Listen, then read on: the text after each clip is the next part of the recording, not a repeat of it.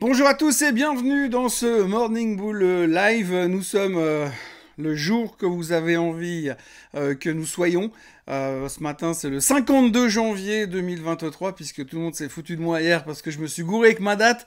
Oui, hier, nous étions le 20 février 2023, et donc aujourd'hui, nous sommes le 21 février 2023, mais ça n'a pas grande importance, puisque hier, les marchés américains étaient fermés, et que quand on voit la performance des marchés européens, eh bien, on se demande pourquoi on est venu. Alors, je vais faire un tout petit peu d'introspection ce matin.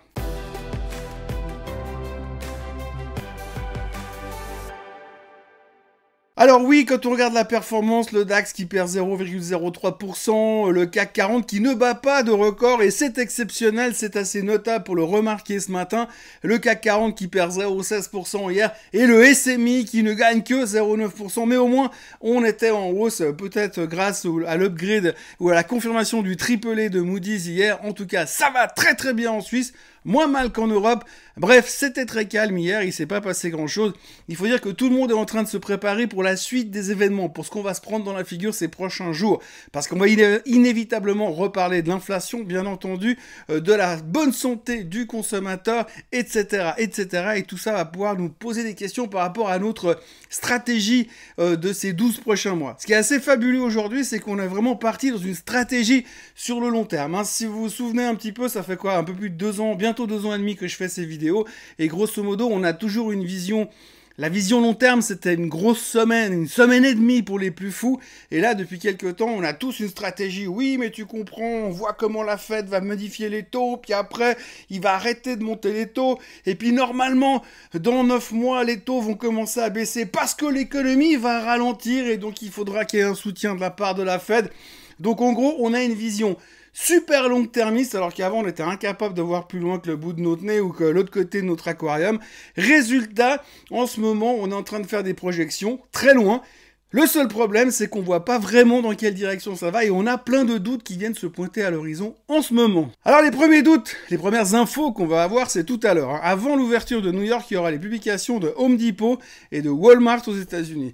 Alors Home Depot et Walmart, eh bien forcément, c'est les grands magasins qu'ils ont là-bas. Et si ces grands magasins font des bons chiffres, ça veut dire que les gens consomment. Donc on verra à l'intérieur des chiffres ce que ça veut donner comme information sur la santé du consommateur. Et aujourd'hui, la santé du consommateur, elle est importante, puisque quelque part, on aimerait bien que le consommateur soit en pleine forme et qu'il cartonne, mais en même temps, on aimerait bien que ça se décante un petit peu, que ça ralentisse un petit peu, qu'il soit un petit peu plus calme, puisque forcément, eh bien, la Fed est très attentive là-dessus, et elle aimerait bien que ça se calme un petit peu pour empêcher l'inflation. L'inflation qui, bien évidemment, est le problème du moment, on a déjà parlé, reparlé, la grande crainte que l'on a en ce moment, c'est peut-être que finalement, l'inflation va baisser moins vite, et pire, peut-être même ne plus baisser pendant un moment, et donc ça décalerait cette éventuelle baisse des taux. Je vous rappelle que depuis quelques temps, on parle de 2 hausses de taux de 0,25%, une en mars, une en mai, et puis là, depuis quelques temps, surtout après les derniers discours des présidents de la Fed la semaine dernière, eh bien là, on parle carrément de 0,25 en mars, 0,25 en mai et 0,25 en juin cette fois, donc 3 hausses de taux de 0,25 qui nous amènerait gentiment à 5 écarts, 5,5 sur les Fed Funds.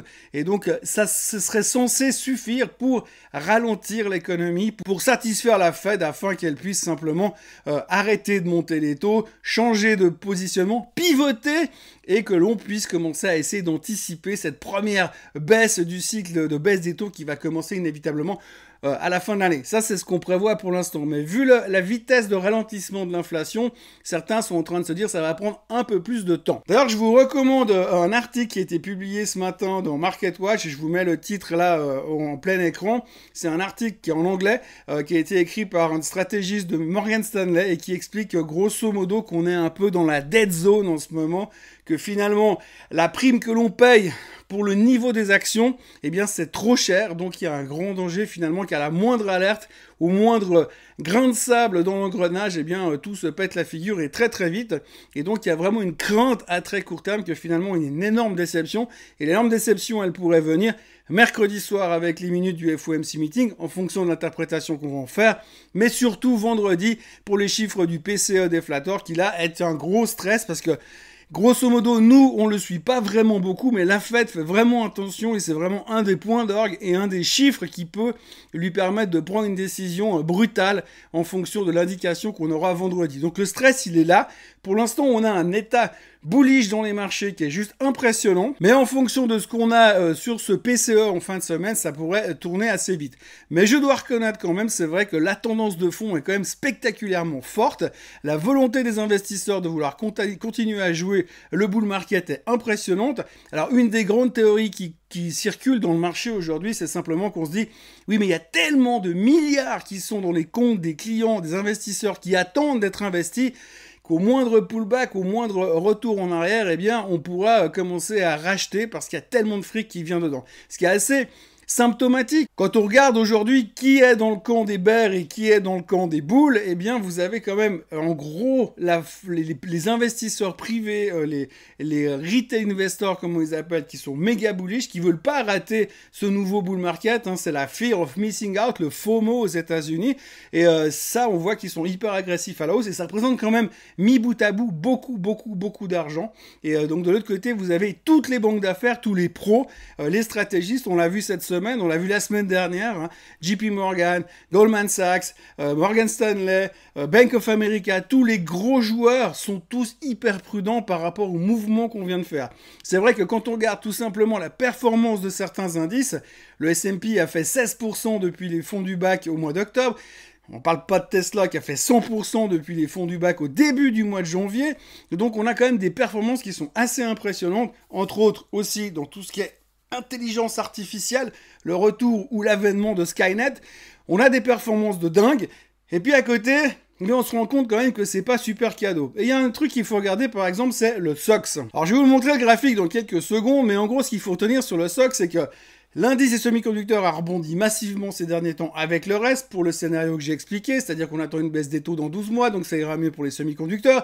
Et puis comme les semi-conducteurs sont toujours un early cycle, quelque chose qui redémarre avant le reste, eh bien, on a anticipé. D'ailleurs, on a vachement anticipé parce que si on regarde le graphique de Nvidia, eh bien, vous voyez que sur le graphique de Nvidia, depuis le rebond qui date grosso modo du 14 octobre, eh bien, le titre a repris 98%. Hein, c'était plus ou moins la période où ils ont publié leurs derniers chiffres trimestriels. Et cette semaine, mercredi soir, en même temps que les minutes du FOMC meeting, Nvidia va publier ses chiffres du trimestre. Donc, tout le monde est super optimiste parce qu'il y a intelligence artificielle, etc., etc. Alors, si on a joué cette hausse-là à cause de l'intelligence artificielle, je me demande dans quelle mesure ils gagnent vraiment beaucoup d'argent pour l'instant.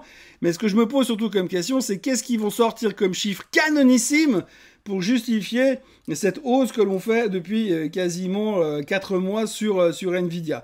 Donc il va falloir confirmer maintenant. Et si Nvidia ne confirmait pas eh bien, ces chiffres, eh bien, il pourrait y avoir un pullback et un retour en arrière. Alors ce qui est intéressant sur le pullback, c'est qu'effectivement, eh bien, c'est une opportunité d'achat dans un bull market. Quand vous avez une tendance de marché qui est à la hausse, quand vous avez une tendance qui est bullish, si tout d'un coup on revient un peu en arrière sur les cassures du trend descendant, c'est un pullback et c'est une opportunité de racheter le marché. Le seul problème, c'est que si tout d'un coup il y a un environnement pourri autour de vous, on risque de casser la tendance, de revenir dedans et de baisser très fort encore derrière. Alors ça, on n'est pas là, bien évidemment, mais quand on regarde l'indice des semi-conducteurs et ce qu'il a fait jusqu'à maintenant, et où il en est de son pullback, eh bien vous voyez que ça ressemble quand même beaucoup à Nvidia. Hein. Donc on a quelque chose qui est assez impressionnant ici, c'est ce point-là et ce point-là. On est exactement au même niveau, quasiment sur les 3080, 3090 plus ou moins, et ça fait quand même à peu près 10 jours qu'on bute sur cette zone très serrée qu'on retrouve ici. Donc autant dire que pour l'instant on est en train de construire ce qu'on appelle un double top, et le risque de ce double top c'est de voir un retour violent en direction de ces niveaux-là. Mais sans être méga bearish en parlant des 2500, il y a quand même la moyenne mobile des 50 jours et la moyenne mobile des 200 jours qu'il faudra casser entre deux, mais vous voyez que ce pullback, il y a quand même un risque potentiel de le voir revenir en arrière. Alors, la bonne nouvelle dans tout ça, et ce qui concerne les semi-conducteurs, c'est que le pullback, la tendance de fond ultra négative dans laquelle nous étions a été cassée il y a un bon moment. La tendance intermédiaire dans laquelle on était, qui avait déjà tenté un rebond, on l'a cassée il y a un bon moment.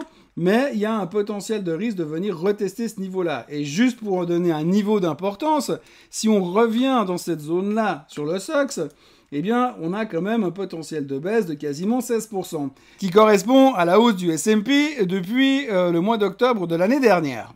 Donc je ne dis pas que ça va se péter la figure, mais on sait tous que finalement le semi-conductor index est un leading indicator. C'est un indicateur qui réagit généralement avant les marchés, puisqu'on sait que le cycle des semi-conducteurs a tendance à redémarrer avant le reste de l'économie.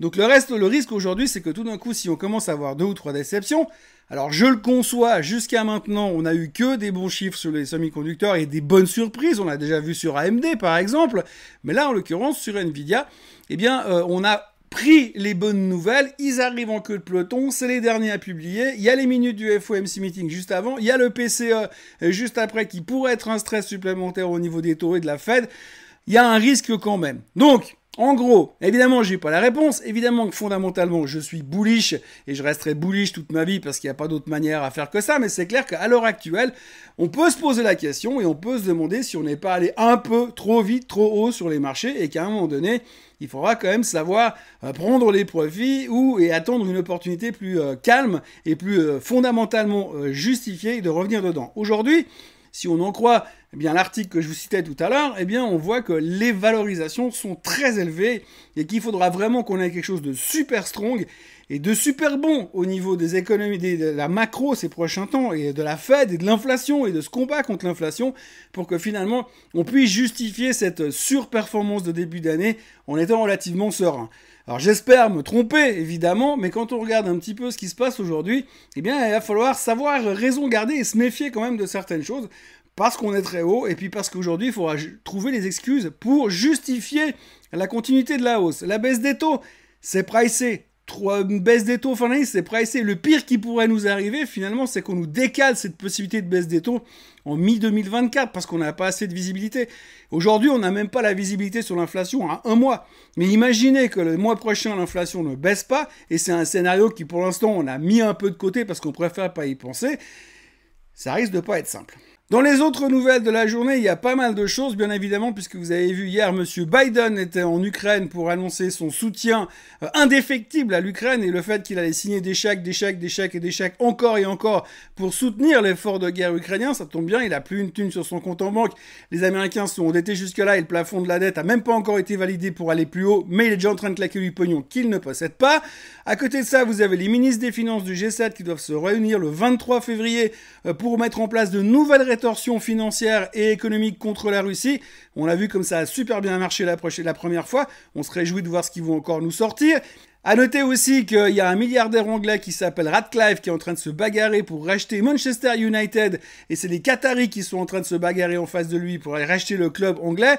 On dit aussi dans les couloirs que si le club anglais est racheté, il se pourrait que les Qataris retirent leur bille du PSG puis qu'ils se retrouvent avec une équipe de 2e division française. Après, donc c'est le nouveau slogan, ça sera Paris, c'est fini. Et puis il y a toujours beaucoup de tensions entre la Chine et les États-Unis puisque, rappelez-vous, il y a des rumeurs comme quoi la Chine voudrait vendre des armes aux Russes et que les Américains ont dit non, on n'est pas d'accord. Par contre, de l'autre côté, vous avez les Américains qui vont filer du pognon aux Ukrainiens.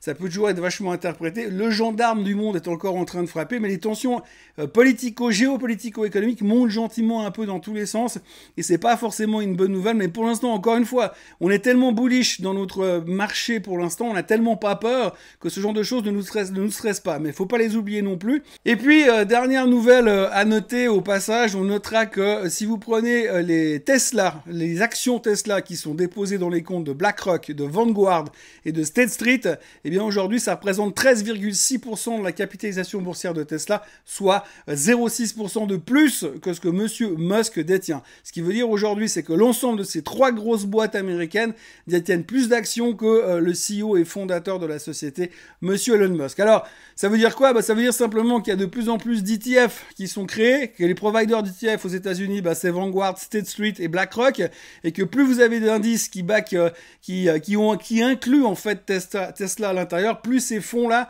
ces boîtes-là sont obligées d'acheter des Tesla pour les répartir dans leurs ETF. Donc ça veut dire qu'il y a beaucoup de gens qui investissent dans les ETF, et surtout dans les ETF où Tesla est dedans.